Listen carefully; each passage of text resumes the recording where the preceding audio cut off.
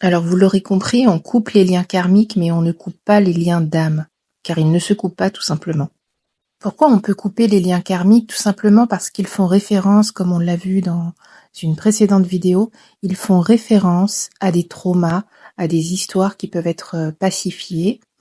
Donc en coupant ces liens, en coupant le lien à ce trauma en réalité, eh bien on a une action d'apaisement, de libération, on passe à autre chose, on tourne la page. C'est un peu un abus de langage de dire qu'on coupe les liens karmiques. On entend souvent en coupant les liens karmiques qu'on coupe des liens entre deux personnes. Donc, effectivement, on coupe en réalité le lien d'une personne avec son trauma. Il faut comprendre que chaque trauma laisse une trace. Dans le corps, dans la psyché, cela laisse une cristallisation à l'endroit du trauma. Quand je parle d'endroit, c'est un endroit dimensionnel, c'est-à-dire que ça n'est pas un endroit physique.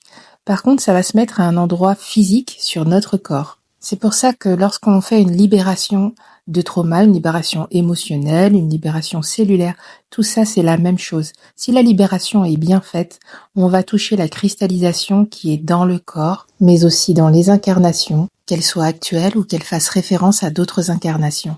Tout ça est fractal. Si vous avez vécu un trauma dans cette vie, par exemple dans votre enfance, un classique, eh bien, il est fort à parier que vous avez eu le même trauma, en tout cas quelque chose de similaire dans une autre incarnation, et même aussi un trauma transgénérationnel qui fait référence à la même chose, au même type d'événement. Bien sûr, les histoires seront différentes, mais il y a quelque chose de commun, un point central, en fait une charge émotionnelle puissante qui s'est vécue et qui est similaire à ce qui a été vécu par un de vos ancêtres ou dans une autre vie. Pour prendre un exemple, une personne a pu vivre un trauma avec un cheval dans son enfance. Il y a eu un accident ou il y a eu un événement marquant, frappant qui l'a traumatisée. Alors elle va garder ce souvenir.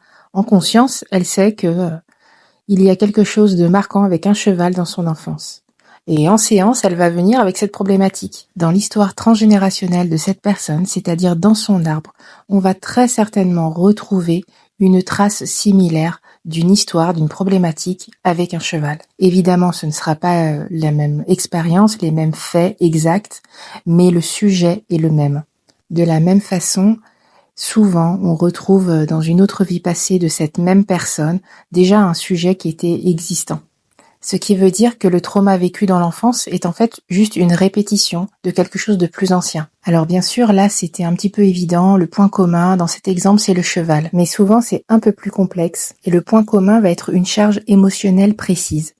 Par exemple, une trahison avec des sommes de détails très précis, très particuliers, ou bien un enchaînement de situations, d'événements qui va venir faire réagir la personne chaque fois qu'elle va les rencontrer. C'est ce qui s'appelle des activateurs de mémoire traumatique.